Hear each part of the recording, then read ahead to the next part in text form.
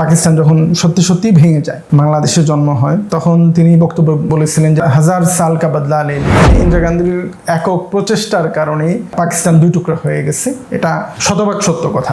ভারত খুব ভালোভাবে বুঝতে পারছে যে শক্তিশালী পাকিস্তান তার জন্য হুমকি। তো ভারত জনবহুল অংশটা, যেটা মূল পাকিস্তান থেকে বিচ্ছিন্ন অনেকটা, এটাকে ভেঙে ফেলার চেষ্টা করছে। তো আমরা মনে করি যে আমাদের চারদিকে ভারত, আসলে ভারত দেখে যে ভারতের ভিতরে একটা পাকিস্তান ঢুকে গেছে। তো ভারতের জন্য এটা খুবই অস্বস্তিকর। তৎকালীন পাকিস্তানের যারা আমাদেরই শাসক ছিলেন, তারা 60 ভাগ কাজ করে দিচ্ছেন, 48 ভাগ কাজ ভারত করে নিচ্ছে। পাকিস্তান প্রতিষ্ঠার ক্ষেত্রে পাঞ্জাবিরা বা বেলুচিরা, সিন্ধিরা যেটুকু অবদান রাখছে, এর চেয়ে বেশি বাঙালির অবদান রাখছে। আমরা যেমন সেভেন সিস্টারটাকে কেটে ফেলতে পারলে আমাদের জন্য খুশি, তো ভারতের দিক থেকে ওটা যৌক্তিকতা ছিল। অনেকগুলো লোকের সম্মিলিত ভুলের কারণে, সেটা ভুট্টো, সেটা ইয়াহিয়া খান, সেটা আইয়ুব খান, সেটা মুজিব এবং নেতৃত্ব শূন্যতার কারণে ভারত পুরো দেশটাকে তারা আজাদ করে দিচ্ছে, এটা রাষ্ট্র বানায় দিচ্ছে, এটা দাবি করে, এটা মিথ্যা। ভারত এখানেও অ্যাক্টিভ ছিল, ভারত ওখানেও অ্যাক্টিভ, এখানেও মুজিব ছিল, ওইখানেও মুজিবের মতো অনেকে আছে।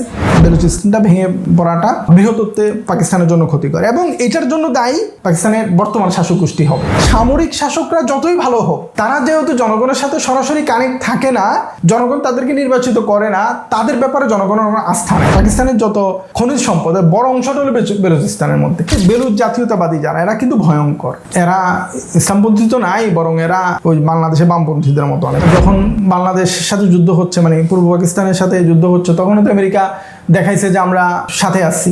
তো বাস্তবতা হলো আমেরিকা নিজের স্বার্থটাই খুঁজছে।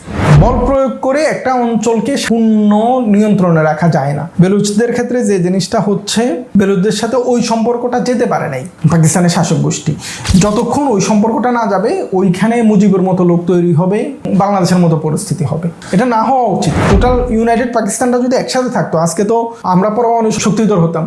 এইটা দুর্ভাগ্যজনক। ইসলামের নামে তৈরি হওয়া রাষ্ট্র, আমাদের পূর্বপুরুষরা এই রাষ্ট্র তৈরি করছে, আমাদের পূর্বপুরুষরা এই রাষ্ট্রের জন্য রক্ত দিছে, জান দিছে, কোরবানি দিছে, সম্পদ দিছে। আমি আমার পরিবার এই রাষ্ট্রের জন্য সম্পদ দিচ্ছে, দেশ ছেড়ে আসছে, নিজের ভূমি ছেড়ে আসছে। তো এই পরিমাণ কষ্টের অর্জিত একটা রাষ্ট্রকে তাদের খেয়াল খুশি মতো করে চালানোর জন্য এই অবস্থা। ইমরান খান আইসা যদি বেলুচিদের ডাকে যে আমরা যা হওয়ার হয়েছে, আসেন আমরা সমাধান করি, আমার বিশ্বাস যে জনগণ আইসা সমাধান করবে। আর্মি লিড না দিয়ে যদি এটা রাজনৈতিক নেতৃত্ব লিড দেয়, তাহলে অনেক সমস্যার সমাধান হয়ে যাবে। ইমরান খান এই লোককে আর ফিরে আনা হয়তো সম্ভব না। ইমরান খানের বয়স এবং চোখে দেখতে পাচ্ছে না, চোখ অন্ধ করে দেওয়া হয়েছে। পুতুল শাহবাজ যেমন আছে, আবার শক্তিশালী আসিম মুনির, ট্রাম্প তো রীতিমতো আসিম মুনিরের ভক্ত। এরকম একজন আসিম মুনির থাকতে ইমরান খানের আর ফিরে আসার কোনো সম্ভাবনা নেই। খুব কম সম্ভাবনা আছে যে ইমরান খান আবারও পাকিস্তানের নেতৃত্বে আসবেন, সমস্যাগুলো সমাধান করবেন। পাকিস্তান এখন বহুমুখী সংকটের মধ্যে আছে। আফগানিস্তানের সাথে ইস্যু চলতেছে, খাইবার পাখতুনখোয়া অঞ্চলে, বেলুচিস্তানে ইস্যু চলতেছে, অর্থনৈতিক সংকট চলতেছে, ভারতীয় ষড়যন্ত্র আছে। আল্লাহ পাকিস্তানকে হেফাজত করুক। আসসালামু আলাইকুম ওয়া রাহমাতুল্লাহি ওয়া বারাকাতুহু। প্রিয় দর্শক, স্বাগত জানাচ্ছি ইনসাফের নিয়মিত আয়োজন সম্পাদকের দৃষ্টিকোণ অনুষ্ঠানের আজকের পর্বে। আপনারা জানেন, আমরা এই অনুষ্ঠানে চলমান বিভিন্ন গুরুত্বপূর্ণ বিষয়ে ইনসাফ সম্পাদক সৈয়দ মাহফুজ খন্দকার স্যারের মতামতকে তুলে ধরার চেষ্টা করি। সেই ধারাবাহিকতায় আজকে আমরা কথা বলবো সম্প্রতি ভারতের পার্লামেন্টে দেওয়া প্রিয়াঙ্কা গান্ধীর মন্তব্য নিয়ে, যেখানে তিনি বলেছেন পাকিস্তান ভাঙার কৃতিত্ব ইন্দিরা গান্ধীর, অথবা তিনি এভাবে বলেছেন মার্কিন প্রেসিডেন্ট রিচার্ড নিক্সনের মোকাবেলা করে পাকিস্তান ভেঙে বাংলাদেশ করেছেন তিনি। তো আমরা প্রিয়াঙ্কা গান্ধীর সে বক্তব্যর উপরে সম্পাদক স্যারের মন্তব্য শুনব। স্যার, ভারতের পার্লামেন্টে প্রিয়াঙ্কা গান্ধী যে বক্তব্য দিলেন, এই বক্তব্যের উপর আপনার মন্তব্য কী? বিসমিল্লাহির রহমানির রহিম। প্রথম বিষয় হলো, এটি খুবই ভারতের জন্য এটা খুব স্বাভাবিক বিষয়। তারা খুব গর্ব করে বলে, বিশেষ করে কংগ্রেসের দায়িত্বশীলরা এটা সবসময় বলে আসছে, এটা নতুন না। বলা হয় যে ইন্দিরা গান্ধী সংসদে দেওয়া বক্তব্যে 1971 সালে যখন 16 ডিসেম্বরের পরে পাকিস্তান যখন সত্যি সত্যি ভেঙে যায়, বাংলাদেশে জন্ম হয়, তখন তিনি বক্তব্য বলেছিলেন যে হাজার বছরের বদলা নিয়েছি, হাজার সাল কা বদলা লে লিয়া। তো এগুলো নিয়ে অনেক কথা আছে, কারণ পাকিস্তান হয়েছে তখন মাত্র 24 বছরের মাথায় পাকিস্তান ভেঙে গেছে। তো হাজার বছরের বদলা বলতে তিনি কি বুঝিয়েছেন, এবং এটা আবার অন রেকর্ড কথা না। কিছু কথা থাকে না যেগুলো মানে সবাই জানে, যেগুলো কথা আছে কিন্তু এগুলোকে রেকর্ড করা হয় না, সে অর্থে রেকর্ডে নাই। এগুলো সংসদীয় রেকর্ডের মধ্যেই কথা নাই, কিন্তু ওই সময় থেকে এটা প্রচলিত, মানুষের মুখে মুখে ছিল যে ইন্দিরা গান্ধী এই ধরনের কথা বলছেন।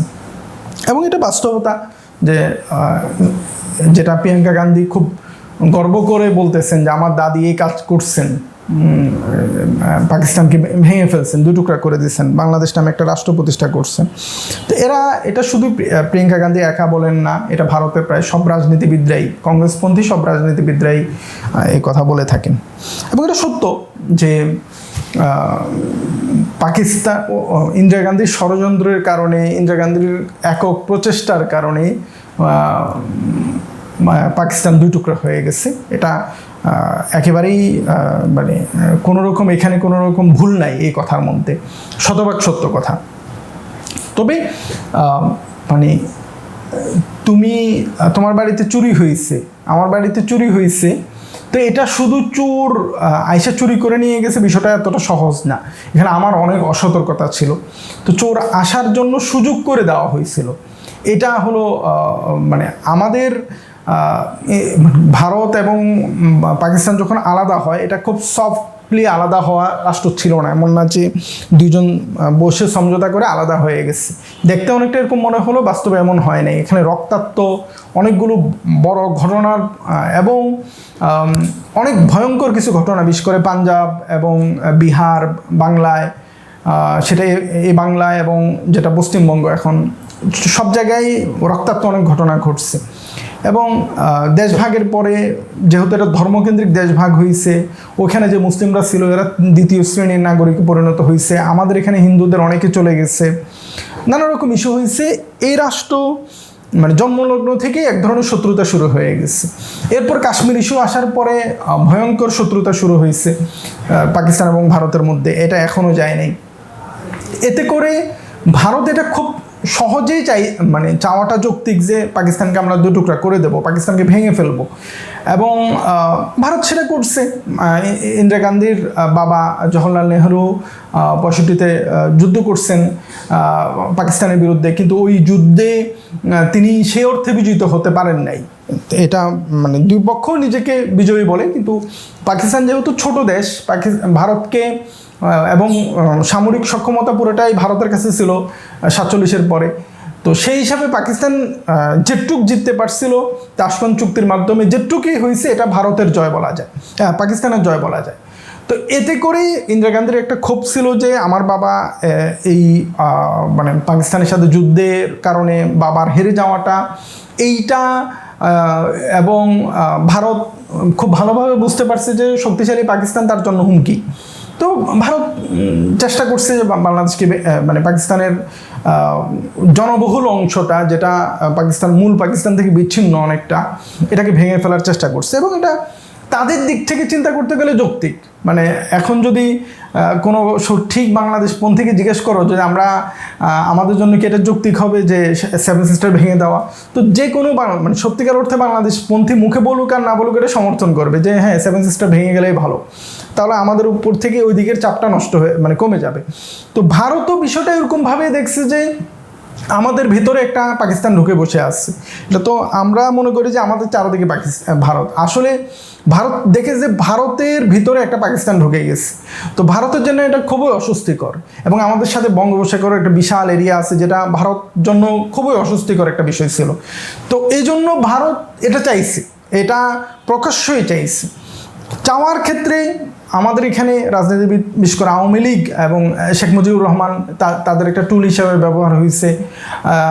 কিন্তু এই জিনিসগুলো একতরফা বললে হবে না যে শুধু এটা ভারতের ষড়যন্ত্র ছিল, মুক্তিযুদ্ধটা ভারতের কারণে আমরা আলাদা হয়ে গেছি, একতরফা এভাবে বলার যৌক্তিক না। কারণ এইটার পিছনে যেমন ভারতের ষড়যন্ত্র ছিল, অভ্যন্তরীণ পাকিস্তানি শাসক গোষ্ঠীর বিশাল অবদান ছিল। বলা যায় যে 60% কাজ করে দিচ্ছে পাকিস্তানি শাসক গোষ্ঠীরা, মানে তৎকালীন পাকিস্তানের যারা আমাদের এই শাসক ছিলেন তারা 60% কাজ করে দিচ্ছেন, 48% কাজ ভারত করে নিচ্ছে। তো 60% কাজ কীভাবে করছে তারা, এটা সেই 47-এর পর থেকে শুরু হয়েছে। মোহাম্মদ আলী জিন্নাহ কায়েদে আজম যখন পাকিস্তান প্রতিষ্ঠা করেন, পাকিস্তান প্রতিষ্ঠা এই কথাগুলো আমি অতীতেও বলছি, পাকিস্তান প্রতিষ্ঠার ক্ষেত্রেই পাঞ্জাবিরা বা বেলুচিরা সিন্ধিরা যেটুকু অবদান রাখছে এর চেয়ে বেশি বাঙালির অবদান রাখছে। বাঙালদের অবদান অনেক বেশি। তারা রেফারেন্ডাম একই জিনিস পশতুদের ক্ষেত্রেও হয়েছে, পশতুনরা ভোট দিচ্ছে পাকিস্তানের পক্ষে সীমান্ত প্রদেশে। এবং একই সাথে আমরা যারা বাংলার, আমাদের এই আসামের ওই সাইডে রেফারেন্ডামের মাধ্যমে আমরা কিন্তু আন্দোলন করে পাকিস্তানের আন্দোলন এবং ভোটের মাধ্যমে আমরা পাকিস্তানের অন্তর্ভুক্ত হয়েছি। তো এই রাষ্ট্র কায়েদে আজমের ইন্তেকালের পর কায়েদে মিল্লাত লিয়াকত আলী খান তাকেও হত্যা করা হলো। এরপরে যদিও রাষ্ট্র পরিচালনার দায়িত্ব বাঙালিদের হাতে আসছে, দুইজন গুরুত্বপূর্ণ বাঙালি লোক দায়িত্ব পাইছেন। বিশেষ করে কায়েদে আজমের পরেই কিন্তু দায়িত্ব পাইছেন খাজা নাজিমুদ্দিন, যিনি বাঙালি বলতে বাংলা ভাষী ছিলেন না, উনি ঢাকার নবাব, ঢাকার শাসক ছিলেন। ওনারা শত বছর যাবত ঢাকা শাসন করছেন, আজকে ঢাকা বিশ্ববিদ্যালয় যাদের দেওয়া। তো খাজা নাজিমুদ্দিন দায়িত্ব পাইছেন। এবং এরপরে মালিক মোহাম্মদ, গোলাম মোহাম্মদের পরে আবার ইস্কান্দার মির্জা দায়িত্ব পাইছেন। তিনিও বাংলার প্রতিনিধি, উনি মীর জাফরের বংশধর ছিলেন। গালি হিসাবে না, মীর জাফর আলী খান, যে মীর জাফর থেকে এটা গালি হয়েছে, মীর জাফরের সম্ভবত পৌত্র ছিলেন উনি। তো ওনারা সহ পরবর্তীতে একেবারে আইয়ুব খান, ইয়াহিয়া খান, এদের শাসন ব্যবস্থার দুর্বলতার কারণে, কারণ এটা শুধু এটা বৈষম্য বললে এটা একচেটিয়া হয়ে যায়। আসলে সে অর্থে যতটা বৈষম্য, এর চেয়ে সমস্যা হলো শাসন ব্যবস্থার দুর্বলতা ছিল। আইয়ুব খানের আমলে পাকিস্তানের অনেক উন্নয়ন হয়েছে, পূর্ব পাকিস্তানের অনেক উন্নয়ন হয়েছে। ইয়াহিয়া খান তো অল্প সময় ছিলেন, কিন্তু শাসন ব্যবস্থার দুর্বলতার কারণে ভারত এই সুযোগটাকে কাজে লাগাইছে। আইয়ুব খান 1958-তে সম্ভবত ক্ষমতায় আসছেন। উনি একেবারে পর্যন্ত 69 পর্যন্ত ক্ষমতা ছিলেন, 10 বছর ক্ষমতা ছিলেন, 10-11 বছর। এই সময়টাতে বাংলাদেশের রাজনীতির এক গতিপথ বন্ধ ছিল, পুরো পাকিস্তানে রাজনীতি চলতে পারে নাই। এতে করে পুরনো নেতাদের, এর মধ্যে আরও কিছু ঘটনা আছে, সোহরাওয়ার্দী ইন্তেকাল করছেন, শেরে বাংলা ইন্তেকাল করছেন, খাজা নাজিমুদ্দিন ইন্তেকাল করছেন। এতগুলো মানুষ চলে যাওয়ার পরে, মূল নেতৃত্ব চলে যাওয়ার পরে নেতৃত্ব চলে আসছে শেখ মুজিবের মতো একজন তৃতীয় চতুর্থ শ্রেণীর নেতার হাতে, এবং তুলনামূলক বয়স কম, যোগ্যতা কম, শুধু বাকপটু। তো এরকম একজন নেতৃত্বের হাতে যখন পুরো অঞ্চলটা, এবং পাকিস্তানেও একই অবস্থা, পশ্চিম পাকিস্তানে তৎকালীন পশ্চিম পাকিস্তানেও একই অবস্থা। সিনিয়র নেতারা লিয়াকত আলী খান, মোহাম্মদ আলী জিন্না, বড় বড় নেতারা সবাই মারা গেলেন। ওইখানে নেতৃত্বে আসলেন হলো জুলফিকার আলী ভুট্টো, যেও একই রকম, মুজিব আর ভুট্টো স্বভাবে একই রকম, তৃতীয় চতুর্থ শ্রেণী থেকে নেতৃত্ব থেকে। মুজিবের তো কিছুটা হলেও অবদান ছিল, মুজিবের কিন্তু 47-এ ছাত্রনেতা হিসাবে মুজিব কাজ করছেন, কিন্তু ভুট্টোর তাও ছিল না। ভুট্টো ছিল হায়দ্রাবাদের এক মন্ত্রীর ছেলে, হায়দ্রাবাদের যে নায়েবের ছেলে ছিল। তো এবং সে আইএসি করতো, সে মধুবালার মুভি দেখে সময় কাটায়, মুভির শুটিং দেখতে যাইতো। তো এই টাইপের একটা লোক ছিল। তাকে আইয়ুব খান পররাষ্ট্রমন্ত্রী বানায়, পরবর্তীতে তাকে এমন শক্তিশালী করে দিয়েছে, সে পিপলস পার্টি নামে দল গঠন করছে। এদিক দিয়ে আওয়ামী লীগটা পুরোটা শেখ মুজিবের হয়ে গেছে। দুই নেতার ঝগড়াতে এখানে বিষয়টা আইয়ুব খানের শাসন ব্যবস্থার দুর্বলতা, এদিক দিয়ে শেখ মুজিবের উত্থান, ওদিক দিয়ে ভুট্টোর উত্থান এবং ভারতীয় ষড়যন্ত্র, এগুলো সবগুলো মিলিয়েই হয়েছে। এটা একচেটিয়া বলা যাবে না যে ভারতীয় ষড়যন্ত্র করবেই, ভারত এখনও করতেছে। ভারত হাসিনাকে দিয়ে আমাদের এখানে জেগে বসেছিল না, কিন্তু এখানে একটা বড় হাসিনা যদি ভারতপন্থী না হতো তো তাহলে তো এটা সম্ভব হতো না। তো এগুলোর বেশ কিছু কারণ আছে, যেমন জিয়াউর রহমানকে হত্যার ক্ষেত্রে কয়েকদিন আগে জিয়াউর রহমানের সর্বশেষ জীবিত বিচার হয়ে যাওয়া অপরাধী ধরা খেয়েছে। তো এখান থেকেও অনেক কিছু জানা যাবে যে জিয়াউর রহমানকে হত্যা শুধু তো ভারতের ষড়যন্ত্র ছিল না, এখানে বাংলাদেশের অনেকে যুক্ত ছিল, বাংলাদেশের লোকেরাই করছে। তো মুক্তিযুদ্ধরা বাংলাদেশেরাই করছে, ভারতীয় ষড়যন্ত্র ছিল, ভারত চেষ্টা করছে। এবং ভারতের দিক থেকে এটা খুব লিগ্যাল। আমরা যেমন সেভেন সিস্টারটাকে কেটে ফেলতে পারলে আমাদের জন্য খুশি, তো ভারতের দিক থেকেও এটা যৌক্তিকতা ছিল। তো এইখানে অনেকগুলো চরিত্রের, অনেকগুলো লোকের সম্মিলিত ভুলের কারণে, সেটা ভুট্টো, সেটা ইয়াহিয়া খান, সেটা আইয়ুব খান, সেটা মুজিব, এবং নেতৃত্ব শূন্যতার কারণে। মুজিব কেন গুরুত্বপূর্ণ হলেন? যেহেতু খাজা নাজিমুদ্দিন, সোহরাওয়ার্দী, শেরে বাংলা এরা কেউ জীবিত নাই।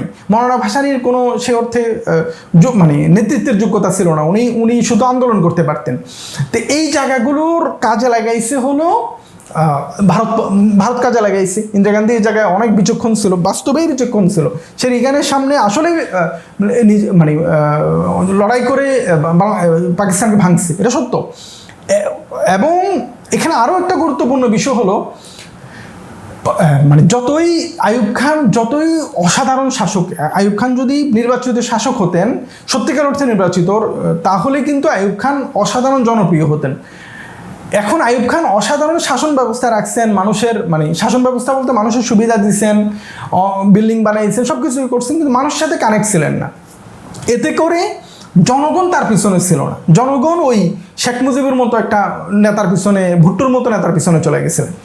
তো এইটা কিন্তু এখনও হচ্ছে পাকিস্তানে। আমরা এখনও দেখতে পাই যে জেনারেল আসিম মুনির, উনি ভালো খারাপ সেটা পরের কথা, উনি তো আসলে নেতৃত্বের যোগ্যতা রাখেন, এটা দেখাও যাচ্ছে। উনি চেষ্টা করতেছেন, তিনি ইরানের সাথে আমেরিকার যুদ্ধের মানে যুদ্ধ বন্ধের জন্য চেষ্টা করতেছেন, অনেক কাজ করতেছেন। কিন্তু বেলুচিস্তান, ওখানে অন্যরকম বিদ্রোহ হচ্ছে, স্বাধীনতা চাচ্ছে তারা।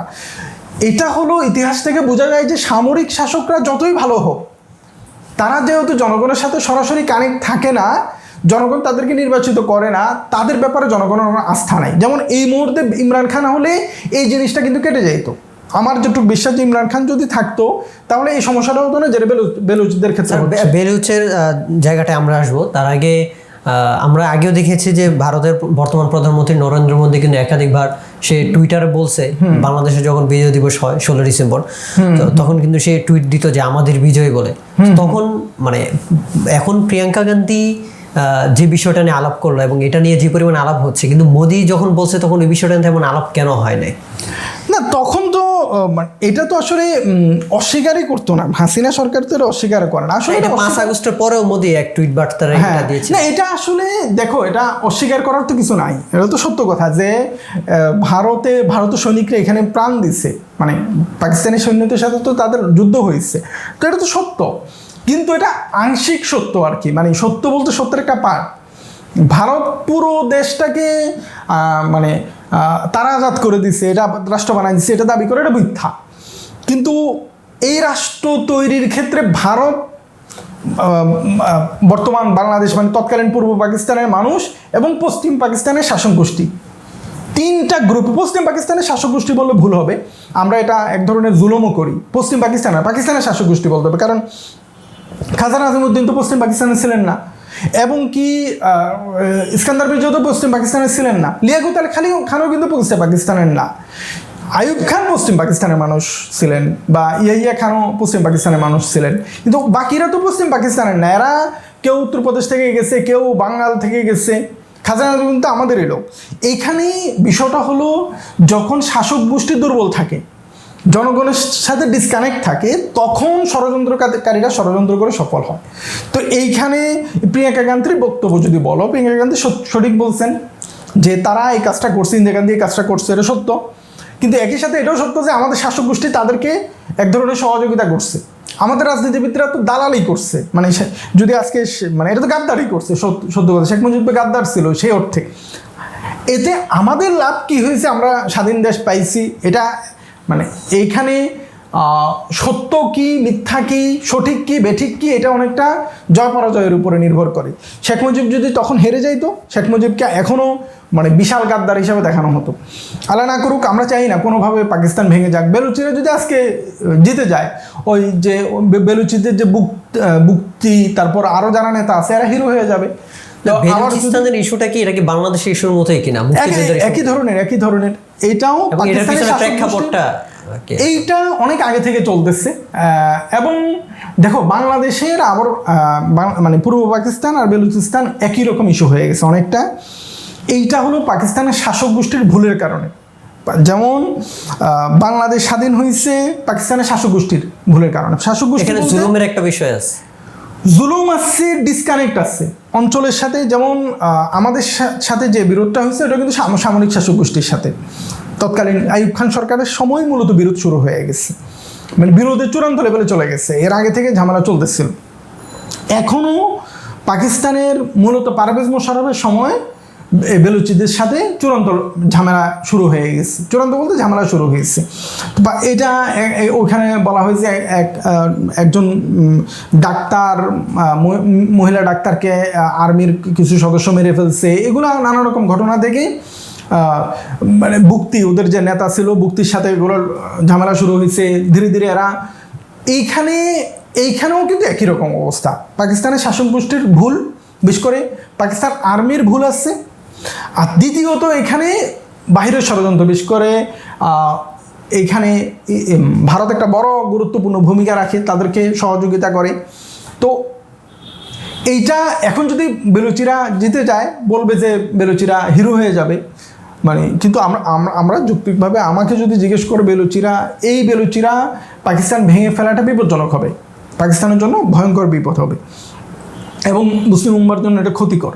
আমরা কোনোভাবে চাই না যে বেলুচিস্তানে টিটিপির অ্যাক্টিভিটি কেমন? টিটিপির অ্যাক্টিভিটি আহামরি না। এইখানে বেলুচিস্তানে বেলুচিরা কিন্তু মানে জাতীয়তাবাদী, অনেকটা আমাদের যেটা মুক্তিযোদ্ধাদের মতো, এটা ইসলামপন্থী না। হ্যাঁ, এখানে ইসলামপন্থীও কিছু গ্রুপ আছে, ইসলামপন্থী থাকলেও আমি মনে করি যে বেলুচিস্তানটা ভেঙে পড়াটা বৃহত্তরে পাকিস্তানের জন্য ক্ষতিকর এবং এটার জন্য দায়ী পাকিস্তানের বর্তমান শাসক গোষ্ঠী হবে। এরা এইখানে যতই ভালো শাসন দেখ, পারভেজ মোশাররফের সময় সবচেয়ে খারাপ অবস্থা ছিল বেলুচিস্তান ইস্যুটা। এরপরে যতগুলো সরকার ছিল তুলনামূলক ভালোই ছিল, বিশেষ করে ইমরান খানের সময় অনেক ভালো ছিল। এখন আবার সে সমস্যাটা অনেক বড় আকার ধারণ করছে। এটা মানে উচিত হলো পাকিস্তানের শাসক গোষ্ঠীর উচিত হলো জনপ্রিয় নেতাদের দিয়ে এগুলোকে, মানে মানুষ তো ইউনিটি হয় হলো নেতৃত্বের কারণে, অস্ত্র দিয়ে নিয়ে ইউনিটি করা যায় না। এখন দুর্ভাগ্যজনকভাবে এই জিনিসটা 70-71 বাংলাদেশে শাসক গোষ্ঠীরা পাকিস্তান আর্মি করছে, এটা ওইখানেও একই কাজ করতে চাচ্ছে। এটা না করে যদি তারা মানে এটা, এবং ভারত এখানেও অ্যাক্টিভ ছিল, ভারত ওখানেও অ্যাক্টিভ, এখানেও মুজিব ছিল, ওইখানেও মুজিবের মতো অনেকে আছে। তো উচিত হলো বিষয়গুলোকে রাজনৈতিক নেতৃত্বের মাধ্যমে সমাধান করা, অস্ত্র দিয়ে সব সমাধান করা যায় না। আমরা তো দেখি যে পাকিস্তান শাসক গোষ্ঠীর একাধিক ভুল আছে, বিশেষ করে আফগান ইস্যুতে তাদের ভুল তো এটা চোখে পড়ার মতো। আফগান ইস্যুটা ভুল, ওইটা তো অবশ্যই আছে। আফগানিস্তান তো চাও মারা যায় যে এটা একটা ভিন্ন রাষ্ট্র, আফগানিস্তানের ইস্যুটা একটা ভিন্ন রাষ্ট্রের সাথে লড়াই। বেলুচিস্তান তো নিজের একটা প্রদেশ এবং পাকিস্তানের কিন্তু সবচেয়ে বড় প্রদেশ। এর চেয়েও বড় কথা হলো বেলুচিস্তানে পাকিস্তানের যত খনিজ সম্পদের বড় অংশটা হলো বেলুচিস্তানের মধ্যে। মূলত ঝামেলাগুলো ওইটা নিয়েই যে বেলুচিদের হলো আমাদের এখান থেকে সম্পদ নিয়ে যাচ্ছে, আমাদেরকে এটার অধিকার দিচ্ছে না। আবার মানে এটা বেলুচ জাতীয়তাবাদী যারা, এরা কিন্তু ভয়ঙ্কর। এরা ইসলামপন্থী তো নাই, বরং এরা মানে অন্যরকম জাতীয়তাবাদী, ওই বাংলাদেশে বামপন্থীদের মতো অনেক। আমেরিকা এখানে কিরকম অ্যাক্টিভ হইতে পারে? আমেরিকা তো সবসময় বলবে যে ওই যে আমেরিকা সময় তো যখন বাংলাদেশের সাথে যুদ্ধ হচ্ছে, মানে পূর্ব পাকিস্তানের সাথে যুদ্ধ হচ্ছে, তখনও তো আমেরিকা দেখাইছে যে আমরা সাথে আসছি। তো বাস্তবতা হলো আমেরিকা নিজের স্বার্থটাই খুঁজবে। আমেরিকা হয়তো এখন মানে সহযোগিতা পাকিস্তানকে জন্য করবে, এবং আমেরিকা হলো এই মুহূর্তে যে লড়াইগুলো, আমেরিকা চাইবে যে লড়াইটা অনেক হোক, এরপর আমেরিকা সমন্বয় করা সমাধান করে দেবে, আর এটার বিনিময়ে পাবে। সমাধান কি? সমাধান না, মানে জোর বল প্রয়োগে আমেরিকা সহযোগিতা করবে। আর বল প্রয়োগ করে একটা অঞ্চলকে মানে পূর্ণ নিয়ন্ত্রণে রাখা যায় না। বেলুচদের ক্ষেত্রে যে জিনিসটা হচ্ছে, বেলুচদের সাথে ওই সম্পর্কটা যেতে পারে নাই পাকিস্তানের শাসক গোষ্ঠী। যতক্ষণ ওই সম্পর্কটা না যাবে, ওইখানে মুজিবের মতো লোক তৈরি হবে এবং বাংলাদেশের মতো পরিস্থিতি হবে।